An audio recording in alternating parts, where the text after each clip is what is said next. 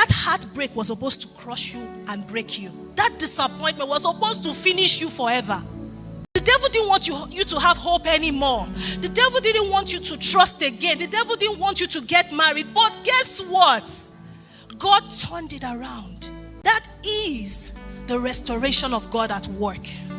What was meant to crush you instead became your stepping stone to a greater height. Hallelujah. Can someone say hallelujah?